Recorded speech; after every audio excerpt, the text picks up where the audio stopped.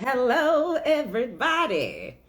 It is Sunday, which means we are here to talk reasonable doubt. If you have been following, we have been speaking with some of the cast and the creatives of the writing staff.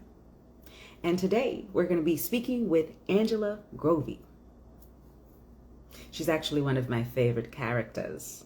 So I'm excited to have her on today. So usually when we get on here, hey everyone, come on in. Usually when we get on here, it takes a second and the internet, not the internet, let's not blame the internet. How did Beyonce get into it? Instagram likes to act up, okay? Last time, we only had a slight difficulty. We were able to get Jordan in just on the second try. So today, the hope is that we can get Angela in on the first try. On the first try. I don't know what's going on with this Instagram Live, where it doesn't want us to be able to come on here and have good conversation. But down with you. You will not hinder us. We shall not be moved. Hello, hello. Welcome on in. I'm so excited. We're talking to Angela today about Reasonable Doubt. Have y'all been watching Reasonable Doubt? Have y'all been watching? What are we on? Episode 5. We just saw episode 5, y'all. We are moving. Thank you. Thank you. We are moving through this series. If y'all don't know, she said that she loved my hair. I know that's going to come like out of nowhere when people rewatch this because they won't see the comments coming into the on the screen. So we're in season 2, episode 5. We are moving right along. There are 10 episodes, I believe. So we are halfway through. We're at the midpoint. Okay, it looks like Angela has sent her request. We're going to see if we can make this happen on the first try, y'all. Let's see. This happened on the first try. I push that button and I hear a sound. And I feel like that sound is telling me that the person can come in, but then nothing happens. It's like a trill. You know what I'm saying? And y'all don't hear it, right? Y'all don't hear that trill that happens, but I do. Okay, Angela. So what has been working for people is go out of the live, then come back into the live, and then request again.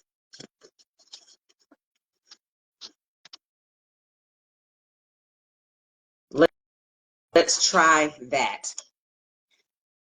Go out, come back in, request again. Hey guys, welcome in. We're about to talk with Angela from Reasonable Doubt. We're going to learn a little bit about her journey as an actor. So if you're an actor, you're in the right place. If you're a screenwriter, you're always in the right place.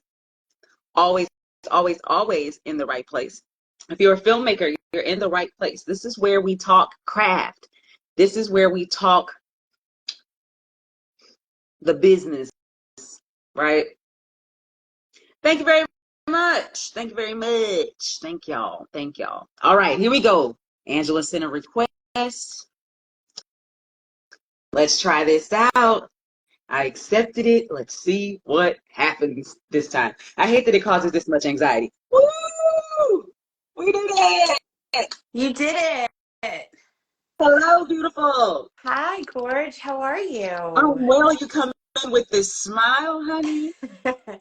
It's Sunday. Yes. It's Emmy Day. It's such Yeah. an exciting day. Everybody's day should be better now. Look at this. If you've been having a bad day, your day should be better now with this smile. Hello. Hi. How are Thank you. you? So I'm doing well. It is Sunday. It Okay. is Sunday. Now our LA weather is being a little weird. Okay. You know, it was kind of gloomy. Not the sun didn't quite on my side like really do its thing today. It was kind of chilly earlier, and then it kind of got muggy. Tomorrow it's supposed to rain, so we'll see what happens. So I think this is kind of preparing us for that. And then by next weekend it'll be hot again. Okay. So Yeah, y'all have some timey weather out yeah, there. You know, I'm on the East Coast. yeah. So we're like in this cute semi-fall Okay, moment. cute. We're not gonna Yeah. get one of those. We're not gonna get one of those. Y'all don't know those. We won't get a cute fall. We'll get hot, and then randomly we'll get cold and rainy. Yeah. And it's weird because no one's paying to live in Los Angeles for inconsistent weather. Like, that's not why we're here. That part. We deal with the earthquakes because we know the sun is going to shine. You Yeah. know, Yeah. we deal with the $2,000 for a studio apartment Woo. because we know that the sun is going to shine. So when the sun is not shining, I don't really understand. You're upset. You're I'm confused. confused Yeah. because if I wanted muggy weather, I could have stayed in Houston. Haha. Oh, are you from Houston too? I am. My fellow Houstonian. Yes, Tim told me that you are from Houston. I said, so they have all these Texans on the set. They don't know what to Isn't do. that crazy? Just all of us. We were like, let's get out of Texas. Right, but we leave, but we don't leave. Like, don't tell anybody. But every state that I've lived in, my plates still say Texas. Don't tell Period. nobody. I have so much Texas pride. Like, people are like, "Oh, are you a New Yorker?" I'm like, "No, I am homegrown Texas girl. You Yes, don't get all these hips were made in Houston, Texas." Okay. absolutely. Somebody said I haven't lived in Houston for 20 something years. So probably longer than I actually lived in Houston, right? Because I left Houston at 18. And so Okay. people try to say now, like, well, you're not from there. No, that's not what that means. No, No, I don't live no, there. But I will no. always be from there. See, we're the same. We're the Yes. same. I feel the same way. Where'd you go to high school? I went to Elkins High School in Yeah. Fort Bend. Yes. How about you? I went to Booker Washington. Oh yeah. Yeah, yeah, yeah. Out in Studewood. Oh, I love us and I love our pride. It's just like undeniable. It is. Okay, well, this is a great place that we're starting because FYI, the majority of my audience is screenwriters. However, we also have actors and filmmakers and all kinds of people who come through. And so one of the places I like to start is why, oh, why on earth did you make the decision to get into this industry of all of them? So why did you choose this? And how did you get here? Tell us a little bit about your backstory. I'm an only Okay. child, and my parents definitely needed to focus my energy and distract me. So I was very involved with extracurricular activities, and one of them was theater. My parents loved art and exposing me to art. I was very fortunate that way. And by the time I got to like high school, I didn't know if I was going to either be a lobbyist or if I was going to go to school for acting. And now that I Wow. think about it, they're very similar. Um, very similar. And you know, I went to school for musical theater. Yeah. My passion was in musical theater. I never thought that I would ever have a career in the on-screen world. Yeah. My vision and goals were very narrow, I would say, leaving school. Yeah. And That's why you're in New York. I know, I know. I just got here and I'm just so grateful. And I know how blessed I am to have been sort of chosen to sort of be welcomed into the film and television industry because I love it. Mhm. I just I never thought that it was for me, but I do this because it's kind of my therapy. It was my therapy as a young kid. Like the idea of stepping into another person's shoes really sort of like helped me deal with some tough situations when I was younger, and it really allowed me to escape. And so I loved the idea of being able to find a career where I could explore other human experiences. Yes, that's beautiful. Yeah.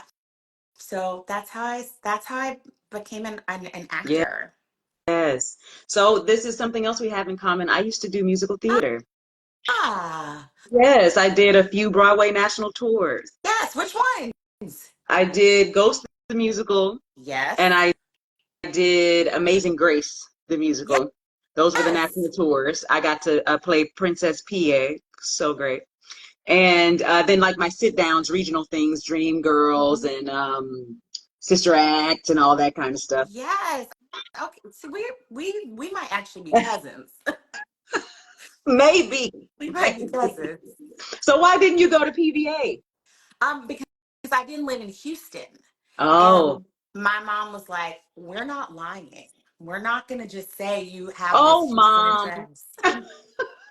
So Come on. I But isn't know it because it's a magnet program, then you wouldn't have to lie, or do you have to lie for the magnet programs you too? have to, for the application, you have to live in, you have to have an Um, address that's in Houston. And yeah, thankfully it happened because I ended up studying debate when I first got into high school. So I yeah. was in forensics for a long time, Ooh, which has really sort of helped me as an actor because, like, yeah. doing cross-examination debate and Lincoln Douglas debate, you really have to learn to look at both sides of things, which I Mhm. think is really the basis of acting, like imagining yourself in different circumstances and Mhm. then bringing that to life. Yeah. So it kind of worked out a little bit for me because I was able to just explore it and find it in a different way. Yeah, yeah. And that's so crazy because I was going to say that.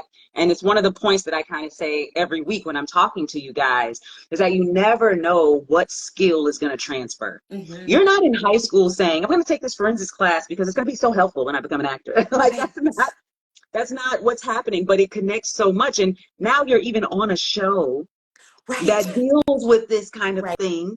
And you're able to pull from something that happened in high Yeah. school that makes you more qualified as an actor, right, to be there. And I'm always talking, especially to writers, but I'm sure for actors as well, when you're having your casting calls and then you interview once you get like to closer to the steps, it's about talking about all the rest of that stuff that you've done. The rest of Yes. that stuff that makes you human is the Yes. thing that's going to connect you to that role or to that writing staff or to whatever. It's not the, oh, I graduated from here and I did this and I did this show and blah, blah, blah, blah, blah. It's more so like, yeah, I used to take cooking classes Right. and now I'm on the bear. Yes, You know what I yes, mean?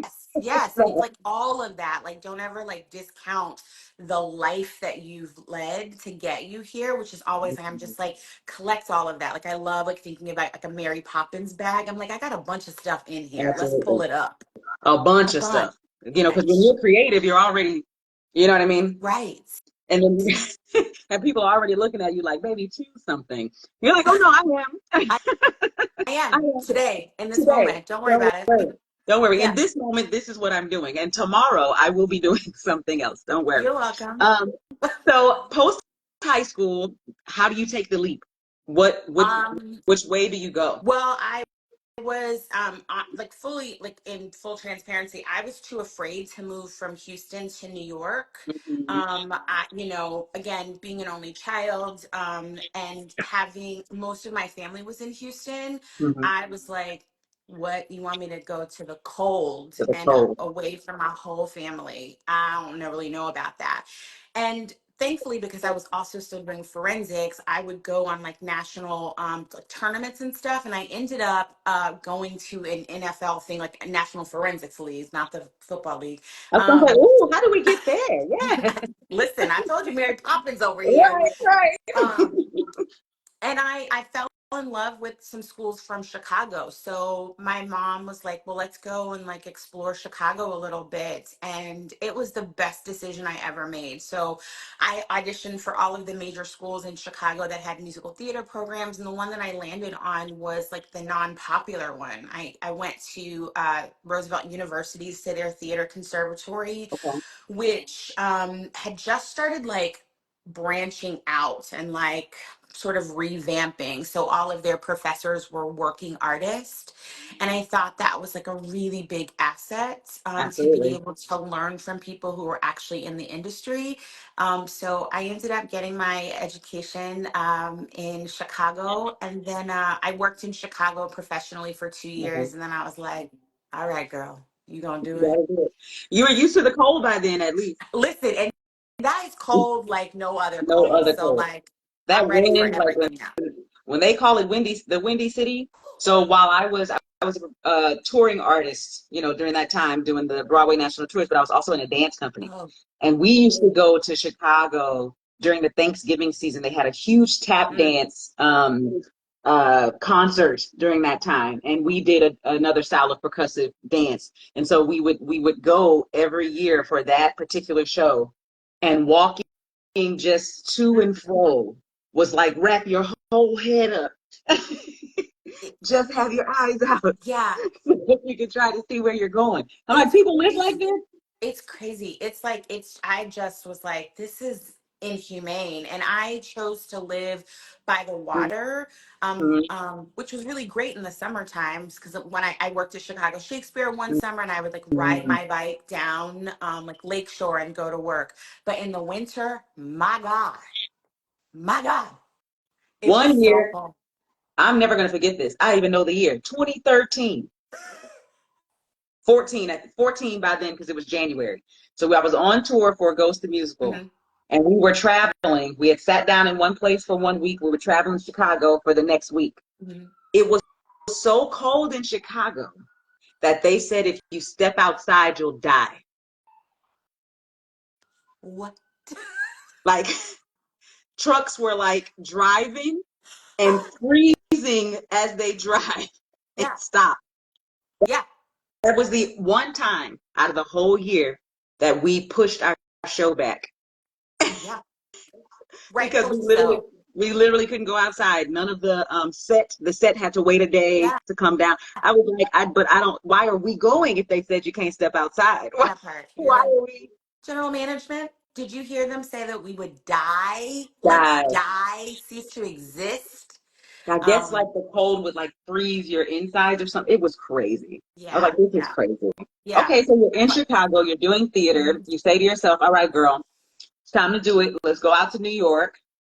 Yeah, and then I moved to New York and I was really lucky. My agency that I was with in Chicago had a branch also in New York, so I sort of moved with Oh, good. representation. So I was really lucky that way. And then I started working in regional theater, and like really sharpened my teeth that way for many, many years. And I worked all over the country doing amazing, amazing shows, and it was fantastic. But I was like, great. I was like, I just want to be on Broadway. That's Broadway. Oh. And the crazy thing is, I landed a television show before I got on Broadway, and I was just like, isn't that wonderful Yeah, and crazy how the universe yeah. works? One of the reasons I never did Broadway, well, you know, obviously you have to audition, et cetera, et cetera. So it wasn't for me, is what it Hmm. is. But the other reason is I had to be really honest with myself. I didn't want to live in New York. And that's Mm, probably why I wasn't booking. Because in my mm, spirit, I love the stage. I love the stage as an actor, as a performer, more than the camera, okay. right? I really love the stage. And so as much as I wanted to do that, I had to just be honest with myself and say, but you don't want to live here. So Yeah. this is probably not the thing for you. And literally had that conversation with myself and came over to Los Angeles. Now, I never came to LA to be an actor. I always came to be a writer. Okay. The musical theater was just that performance is just, a little bit different. So I can totally understand you going, I'm here for Broadway, but look at this other thing that's Yeah. pulling you. Yeah, yeah. It's just like I'm a spiritual person. I'm a believer, but I'm also Hmm. just like a spiritual person. And I think that if you put the energy out there, I think the universe, God, whomever will meet you Hmm. where you are. Hmm. And I think that when you're not fully in the place that you want to be, and at your best, I think the universe also responds to that. So it Hmm. doesn't give you what it is that you think you might be there for. Hmm. So that makes a lot of sense for you, you know. Yeah. And I think for me, I think it was more about just like putting myself out there and Hmm. just being like, I'm gonna say yes. I don't know everything. I live very much in like I want to explore kind of place. And I think that's really sort of how the TV film sort of door opened. Hmm.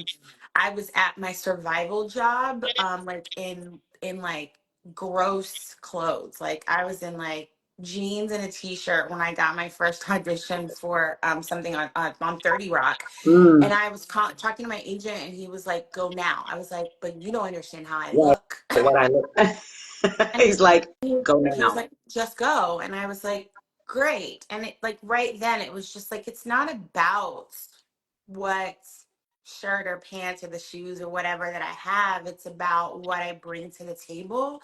And so that was a really like big thing for me. And I think my first film I got, I was doing an off-Broadway show, and if you know, off-Broadway shows, I had another job while I was Yes, working, absolutely. because I think we might have been making, I don't know, like Yes. $450 a week. And you're And doing eight nothing. shows a week, Yes, like 8 shows a week, and they're 8 like, shows a here's your week. dollar. Yeah, Thank you for your time. yeah, It's the it's next. crazy. But I was so full of joy. Yeah. It was such a great thing for me to be doing. And I happened to be in the show, and someone saw me who was a writer and was like, Wow. can I I'm writing a part for you in my film. And I was like, what? Yeah. Like that just like that, like little reminders like that, I'm just so grateful for, that I Yeah. have, that like I'm doing the right thing, I'm on the right path. And so Hmm. i feel like I feel like the universe meets you where you are, and if you're putting Absolutely. out the work, Hmm. and your intentions are right, I Hmm. think that the universe meets you. And I hear that story often. I hear that story often about actors, dancers, doing their thing wherever they are. You Hmm. just never know who's in the room. You never Ever. know who's in the audience. You never know who is going to watch you. And so sometimes it's not about you having to go to them and having to go to the audition and having the nerves and the anxiety and the this and the that. It's you in the middle of doing your thing the way you do your Yeah. thing. And someone else saying, I want that. Yes. I want that Yes. energy. I want that Yeah. spirit. I want that in my thing. Mhm. Mhm. Mhm. Mhm. Yeah. And I think that is like really, I'm really seeing that a lot. I think with this Reasonable Doubt experience, like this is my first time on a project like this, Mhm. like a television show, and seeing it developed.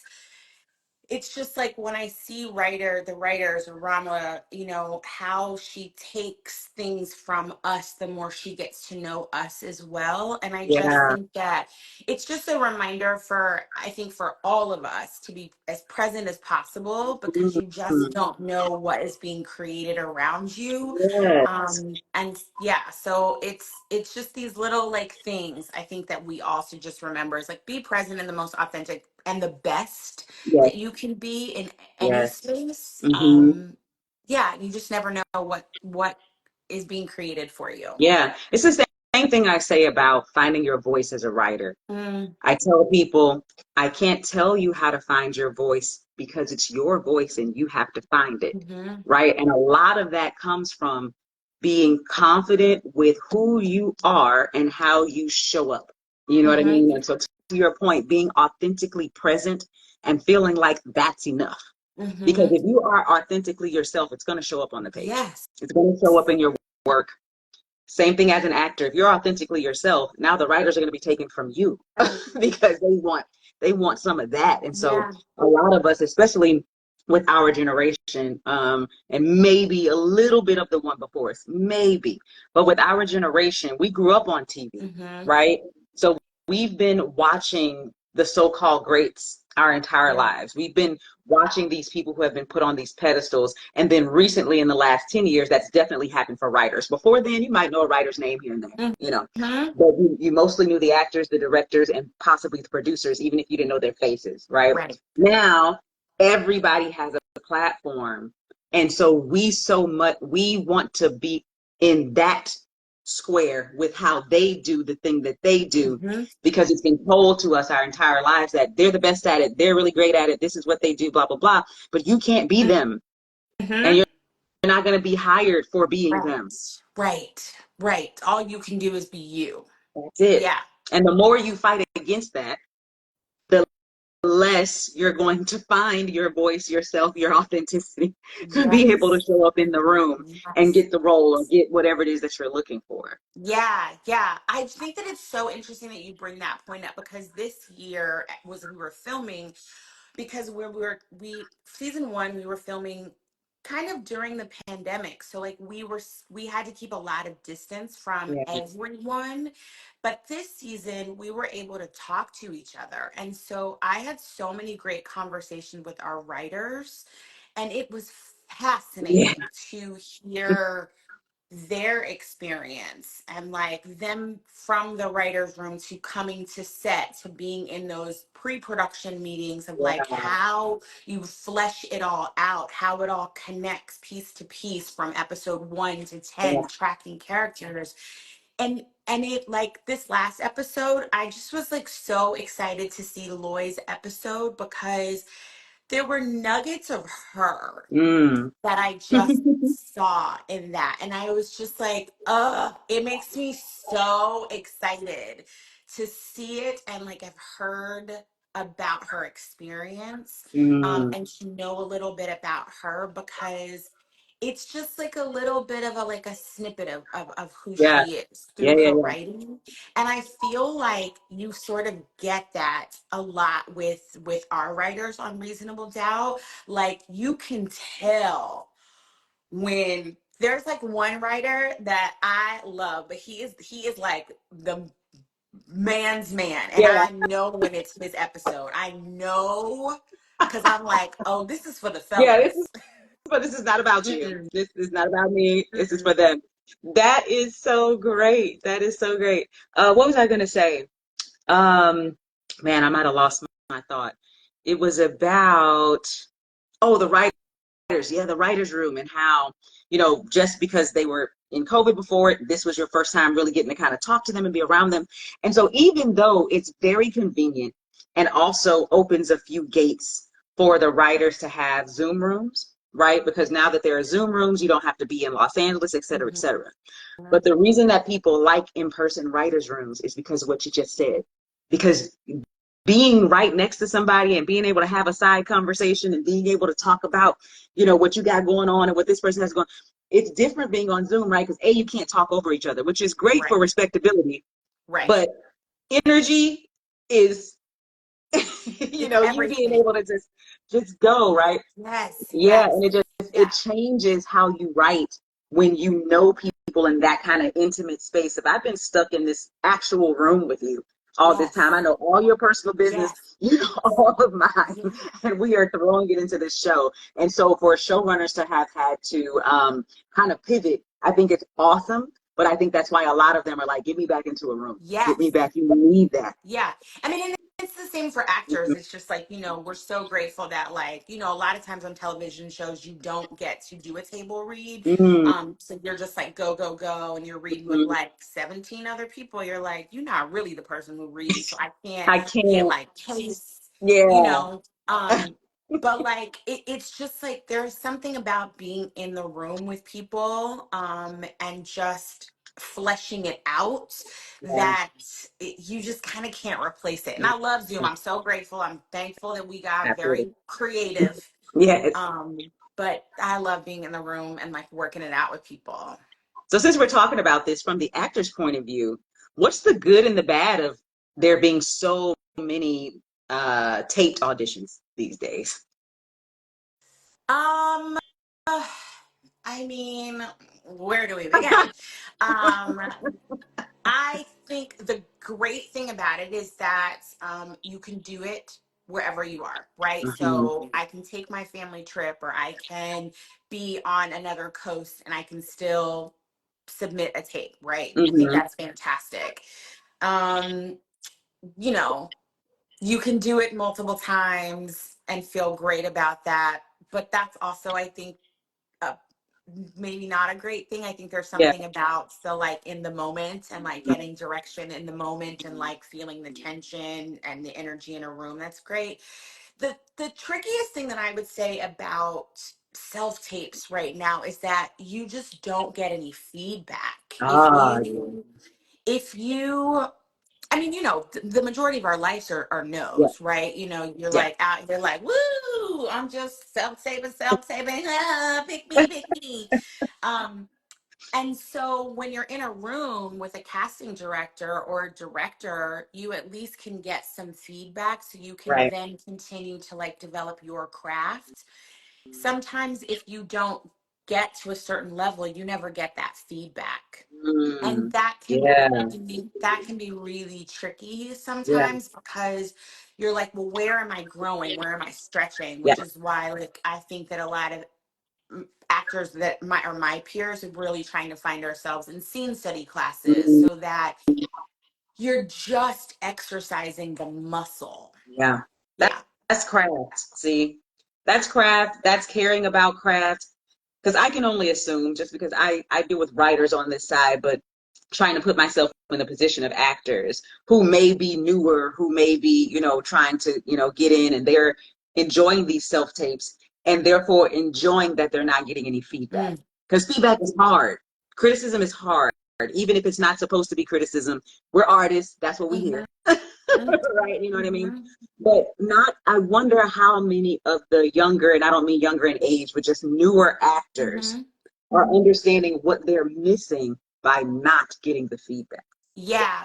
I think that especially like on camera, right? Like if Mhm. we're separating the two, it's so important to be nimble when you're filming Yeah. because someone might change a line. Some like a director or a writer might come in and change the line and it might flip the tone. Yes. It might flip your objective. And if you are Yes. not practicing honing those skills, um, then then I don't know how nimble you can be when Yeah. you're in the moment. Yeah. And And I so don't it's think like, people think about that right.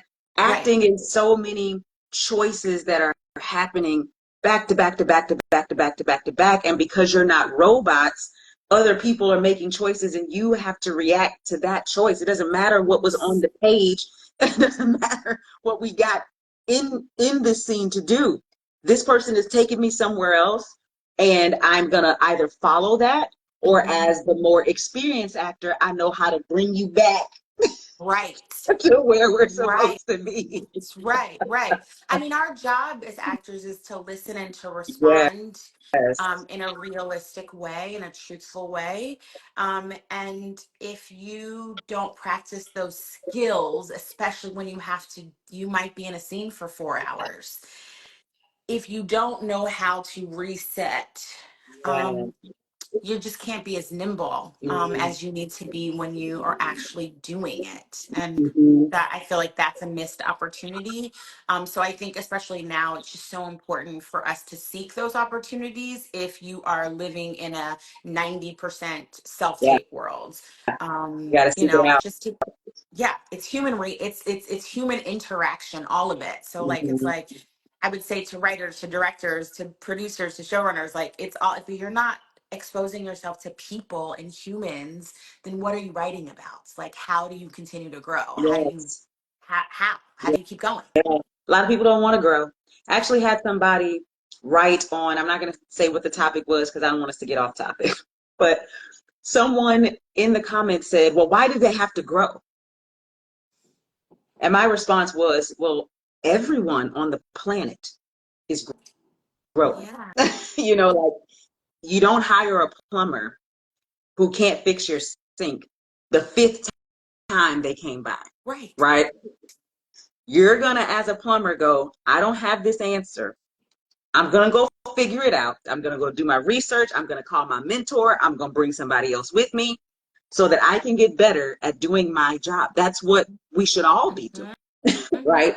But to hear that person say, well, why do they have to grow? Was like, oh, well, that's not how everyone feels. Some people feel like, hey, I understand this thing. I'm complacent. This is where I want to be. And the growth doesn't matter. And I think as artists, like that my biggest comparison, right, is if I'm a lawyer or a doctor, I am Yeah. always reading up on the new policies, reading up on the new methods, reading up on always, Hmm. right? So my sister is an orthopedic surgeon, and she's always reading something. And I'm Yeah. like, then you graduated from school 15 times, Yeah. when you're in that field. And I'm like, and you still have more tests to take? Absolutely. Certifications, Yes. tests. And so the same thing is true for us, but we usually don't have, there's no system saying you have to get better, you have to grow. Right. So it really comes from your discipline as an artist and you caring about the craft. And Yeah. so that's what we do a lot here. So Yeah. someone's asking who you are. This is Angela Grovey from Reasonable Doubt and she is dropping a whole lot of acting gems. So let's move into Reasonable Doubt. How did you get this role? And what are some of the things you feel like you're learning playing Crystal? I got this role because I was during the pandemical times. I was submitting 1,000 million gajillion self tapes. Yes. Like, is this industry ever coming back?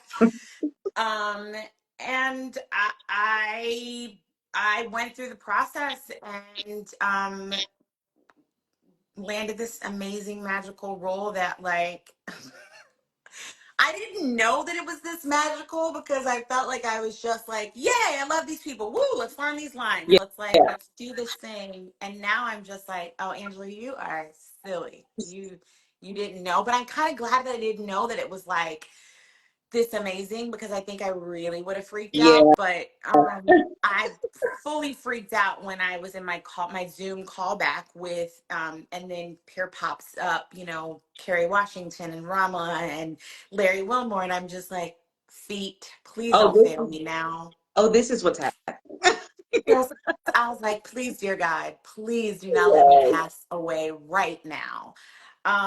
So yeah, so I mean, I went through the process, and you know, thankfully, I was the right person. That they thought that I was the right person to bring Crystal to life. And you are. Yes, thank you. You know, I have learned so much as Angela, like the artist, but Okay. also like Crystal, like playing Crystal this season has been so interesting for me. Because I didn't know that Ronald was gonna like develop some of the things that she is doing. And so I had to like call her this season and be like, I have 4 questions for you. Because I was like, where are we going? Because we don't Yeah. know, like we don't you Yeah. people think they're tortured right now because they're like, well, who did it? I don't know. I got blah blah blah, all these questions. And I was like, welcome to our We don't lives for know 6 months. either. Right. We didn't know. We didn't know, and we're literally like, just what's going on? Right. When you Um, get the script, that's when you know. that's when you know, and you're just like, what? I want to just be like, Rama, who hurt you? Or I want to like go to the writers and be like, I want to You need a unpack hug. this. Right. Yeah, I just want to unpack this a little bit with you.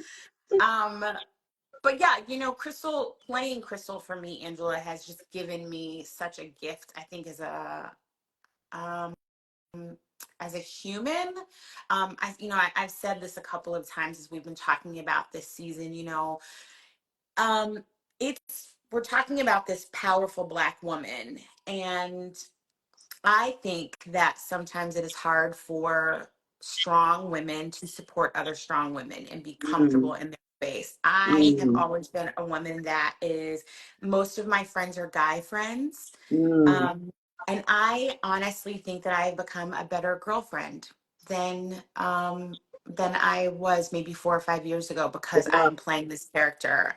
And so that Yes. makes me, I'm just like, I just got a gift with this job because Yes.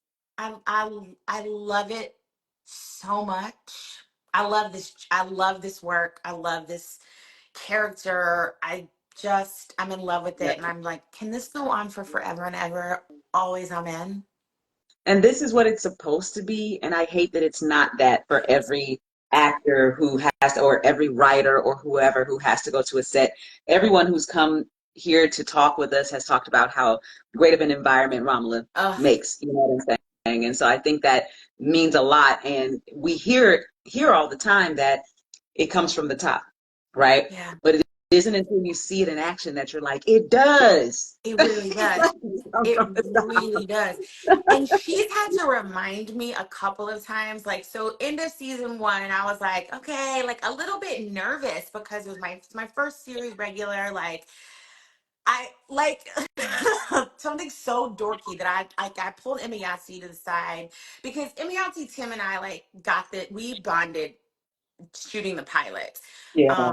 like immediately, and I trusted her so much and trusted Tim so much that I felt like it would be okay to be vulnerable and ask my novice questions to them. And I remember asking Emiyatsi, like, I think like the third episode, I was like, is it normal for there to be so many directors? because You didn't I'd know. never Yeah. done it. And so I was like, wait, what? And she was like, yeah, this is like how it goes. And I was just like, I just love that so much, that the work environment, you can Hmm. be vulnerable. Yeah. Um, I love there's a space that you really truly can be vulnerable and learn without Right. judgment. And I think that Rama has been such a great example across the board. She is like, this goes for everybody, whether you are an EP or you are a grip or you are in catering or transpo. Everyone is Hmm. respected. She fights for that. That's So great. I know that this is a gem of a piece and a family. Hmm. And it's not lost on me. I am truly grateful. That is awesome because a lot of people would have felt too afraid to ask that question, too afraid to be judged. And for those who don't know what she's talking about, in television, there tend to be more than one director. In some shows, there will be a different director on every single episode. In some shows, directors will come back, so they might do 2 episodes or 3 episodes that season, but it's usually not like back to back to back to back. So you are getting a different Right. director each time. And as an actor who has probably done film and theater, you're like, this is my director, and this is the Mm-hmm. person who's running the ship, and this is who I'm. And so to be there, you're like, okay, now look, we're 3 episodes in and I keep seeing Right. Right. a I different was like, person. did the last one not work? What's going Right, on? are Is they there a firing them? problem? Was You know what, I never thought about it from that point of view. That is right, I can totally see that on your side. You're like, well, is there some drama? Like, what is Right. why do they keep switching these people? Right, right. And if you're not there day one, like, so, like day one of an episode, the Right. director is usually Hmm. introduced. So if you happen to come in on day three, everyone's already in like a flow. So you don't really get that. Like, you're looking around like, who's the director? I I was like, where is so and so? And now I know. And now I know. And now you know. Now I And now know. you know. I appreciate you asking the question. Uh, yeah, The thing listen, about it is, you probably weren't the only person with the question. You're just the one that asked. listen. So as we move in to talk about episode 5, if anybody has any questions for Angela, there is a button down at the bottom of your screen. It is a question mark inside of a dialogue bubble. Push that button and follow whatever the instructions are, because I don't know what they are, but follow whatever the instructions are so that you can add your question to the queue. So I saw maybe 2 or 3 questions coming by as we've been speaking. I'm not going to be able to scroll back to find them. So if you have a question you want it to be answered, make sure you put it in that question box at the bottom. All right, so let's get into episode 5. So, I mean, you know, your point of view is not only behind the scenes making it, but I think people also don't understand that actors might not always get to see what like the final cut was. You know what I mean? Before it rolls out. So it's like, yeah, you shot it and you shot it so long ago. All right, like you Yeah. shot it. But at the same time, like you have this information from what it was like to shoot it on the days that you were there with the scenes that you had to do. Mm-hmm. Obviously, you had the script, you had a table read, so you understood the context of what was happening, right? But you kind of really had a similar experience to us watching it. Yes. Yes. I literally be like, is it midnight yet? Can I watch? Can I watch now?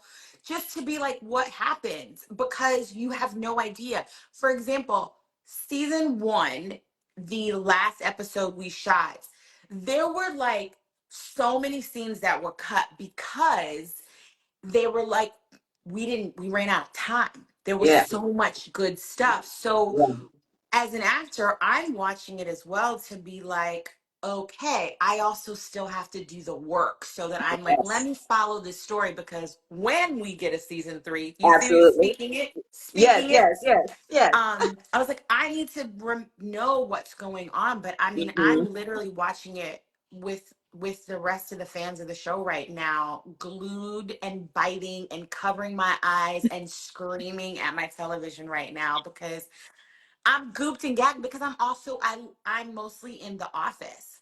Yeah. So all those other hot and spicy things those other people are doing over Right. You're like, there. Oh, you were doing that, girl, this whole Oh my gosh. I'm literally like, wait, what? time. He's doing what? I'm gagged every week. Every week. That is hilarious. So these are also at this point, like you talked earlier, they're your family, right? At this point, they're your friends and family.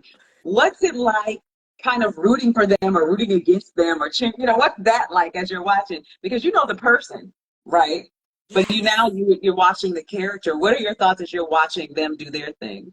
Well, the person that like really has me in a chokehold right now is McKinley, because we don't shoot anything ever together, and we don't shoot anything.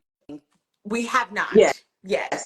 Um, and I know him now as a person when we get to interact with each other. And then when I see him on television, I'm like, this is the opposite of who you are, is like a person. You would never do this.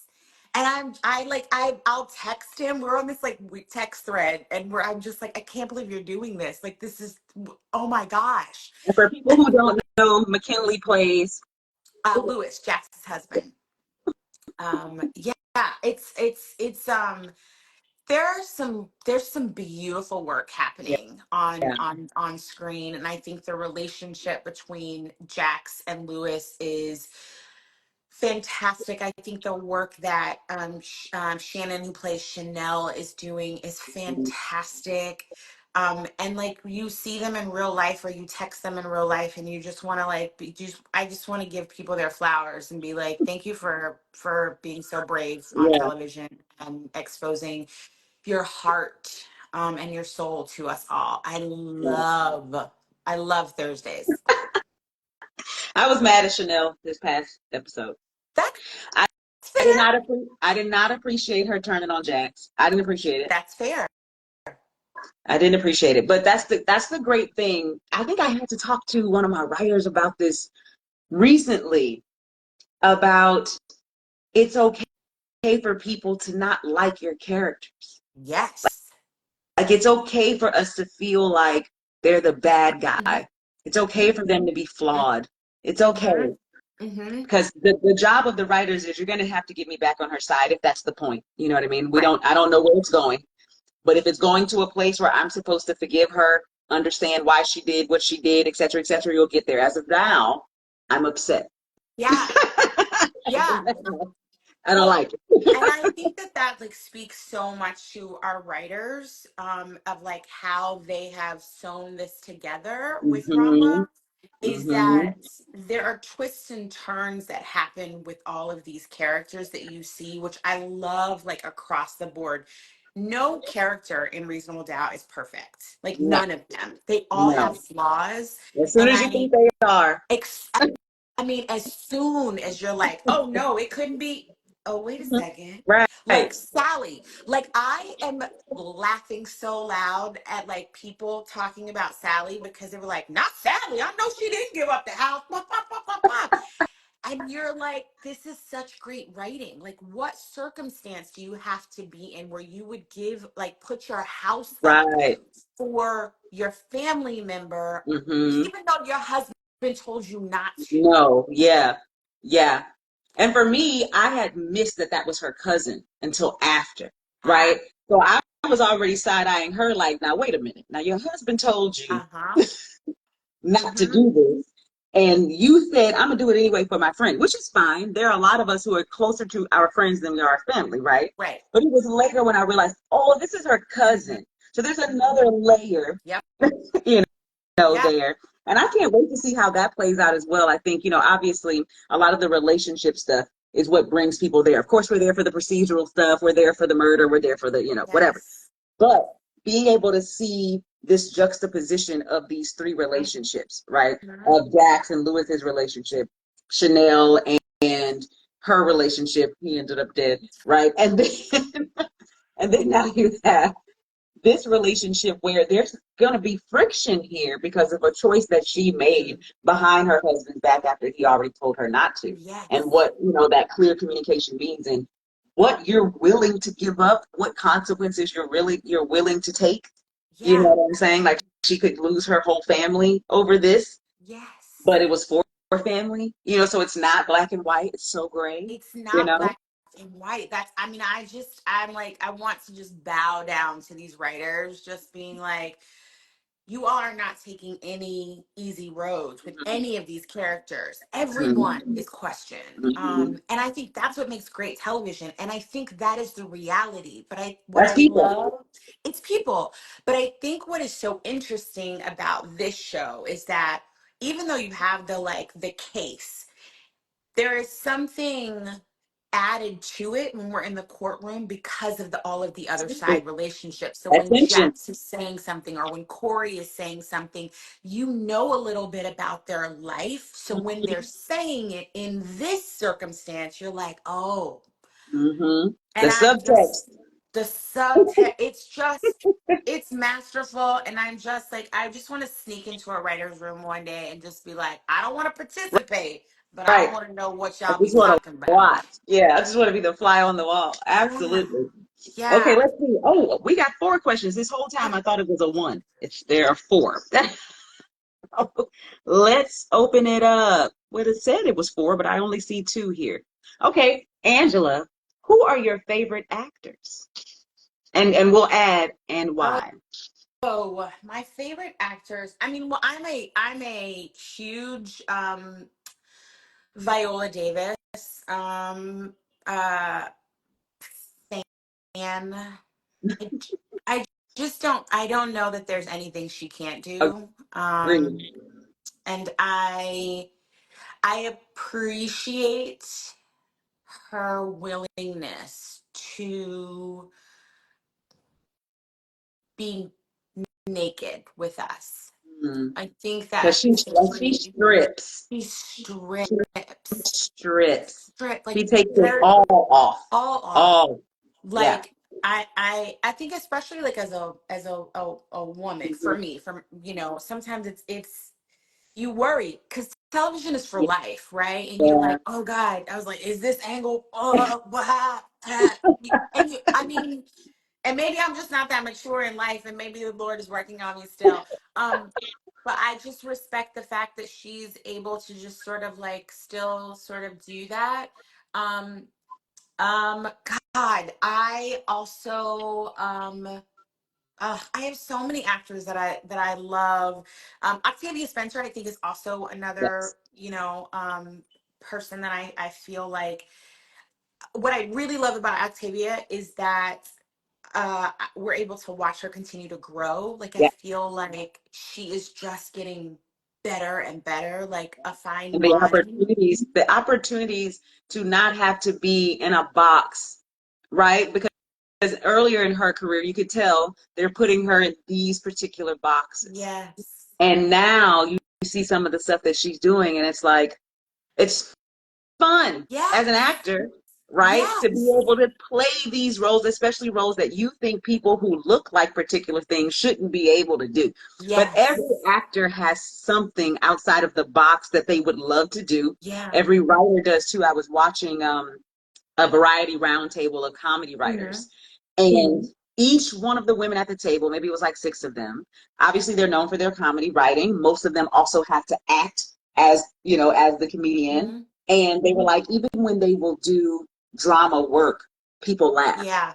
because they've already put them like, oh, she must In be, that trying to be box. funny. And so they went around the table and they said, well, what would you like to do? And all of them were like, science fiction, drama, Yeah. this, that, blah, blah, blah, murder, Yeah. like, Yeah. all kinds of stuff that had nothing to do with comedy. And so I can definitely see that in Octavia Spencer's career, that she's been given the space, whether she pushed the door in and said, give me the space, Hmm. or somebody else understood to like just play different stuff. Like I loved that show. I'm not going to remember what the name of it is now. On Apple TV, when she was the podcast host, it was a procedural on Apple TV, and each year they were solving a new case. And I can't remember the name of he's not a young man, but I'm going to call him a young man. He recently passed away. He played her father. You Uh-oh. know No. what I'm talking about? You have to go I, find it. It's on Apple TV. say There are 3 less. seasons. Say The last less. season is with Gabrielle Union, and it's about human trafficking. Say less. I was like, okay. I was like, bye. I'm going to watch right now. Oh my God. Yes. But even seeing her just be in a procedural and just her husband is played by is it Michael Beach? And so it's just like, you're right, I could Okay. Google it. I'm gonna go. I'm right here at my computer. Let's see, I'm gonna find Octavia it. Spencer, Find it. Apple TV. Truth be told. Truth be told. Okay. Okay. Yeah. Got it. Apple's gonna get some And more dollars from me. the man who passed away is Ron Cephas Jones. Okay. Okay. Great actor. I was so sad to hear he passed away. He played her father in that show. Yeah. But anyway, okay, Yeah. great. So I those are a think that couple. I'm just going to piggyback off of that. Yeah. It's just very interesting how you're saying, about the experience with the comedians talking about Mhm. like, oh, what would you like to do? Because a lot of times I feel like Dallas, one of our writers, gave me a huge compliment once. He was like, he's like, Angela, sometimes I feel like you're actually Crystal. And I'm like, oh God, I love that. That makes me so excited, and it makes me feel so good that like I'm bringing it to life. But then I also was like, nah, I just need you to actually see me do some drama or some Yeah. Shakespeare or something as Yeah. well. And so I guess I'm really drawn to actors that I get to see show us the different colors that they have in their box of crayons. So I think I'm really drawn to artists who are able to sort of show us that. Mhm. Yes. Yes. Someone just asked if this will be able to watch later. Yes, I'm going to post it immediately after we're done because Instagram gives you an option to post or delete. They don't give you an option to download and edit it and make it look nice. They just Here, say it's here for share, life. share right now or let it go. Okay, next question. How important is it for the actor to work face to face with the writer? Ooh, well, this is something that I like learned a little bit is that it's not, I guess, I guess it's not really normal or it doesn't follow the rules for like a writer directly to speak to an actor. Like there's a chain, like there has to be Yeah.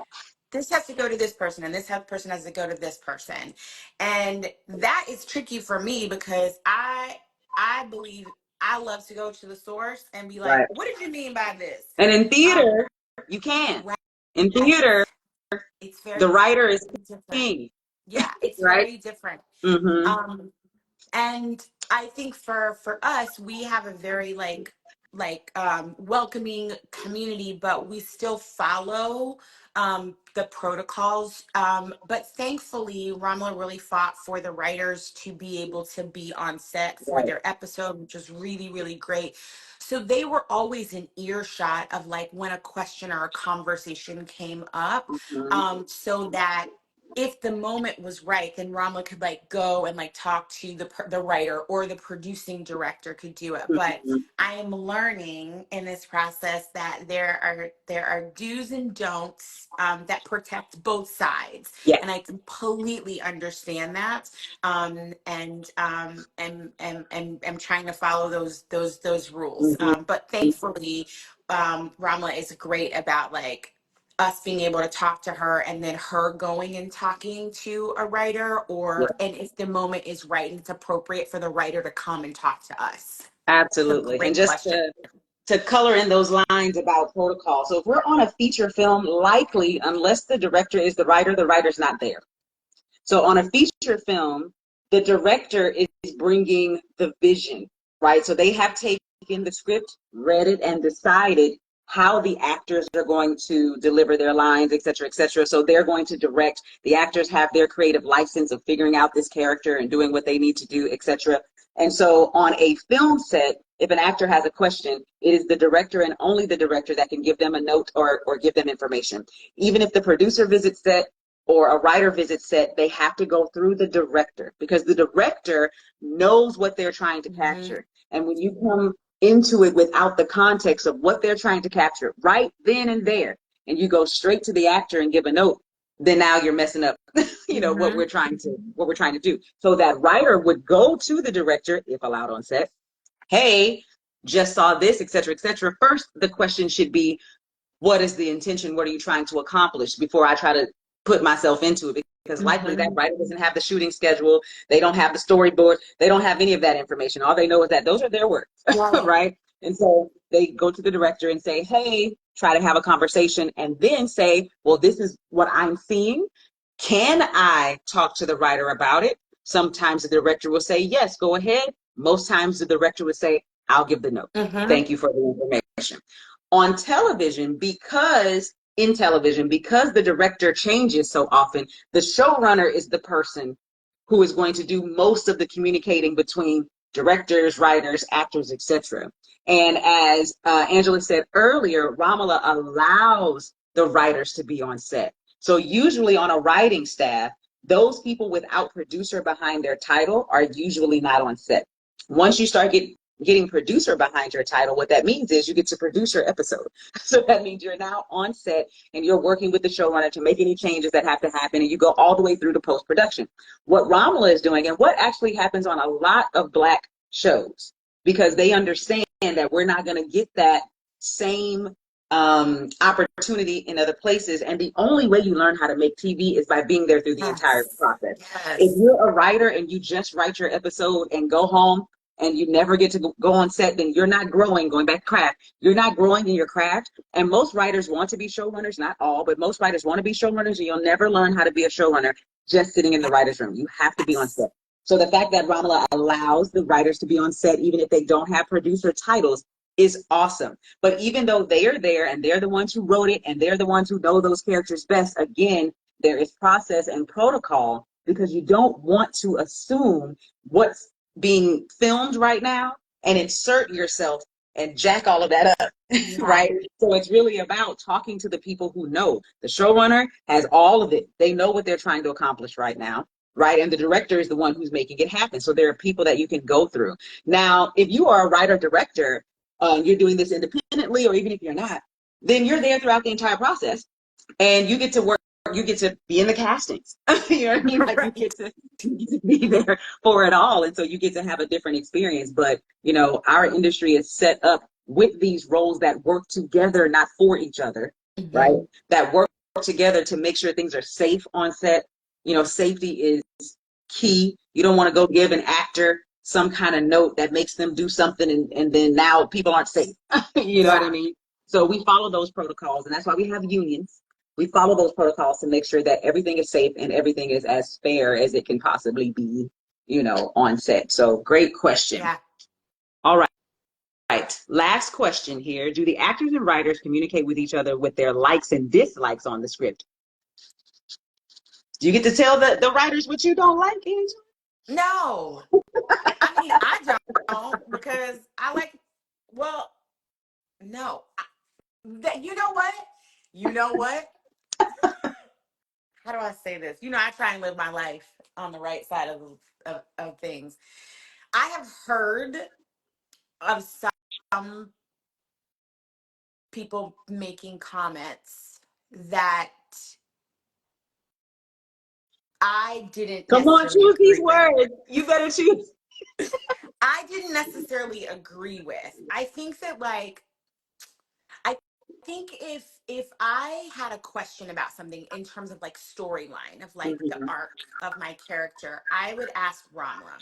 I would Mm-hmm. never go to a writer and ask them about that or make a critique, because I don't have the full context. And I think that is where you have sometimes as an actor, I love this saying, sometimes you're a peacock and sometimes you're a feather duster, which means sometimes Mm, you are the biggest thing and sometimes you are supporting.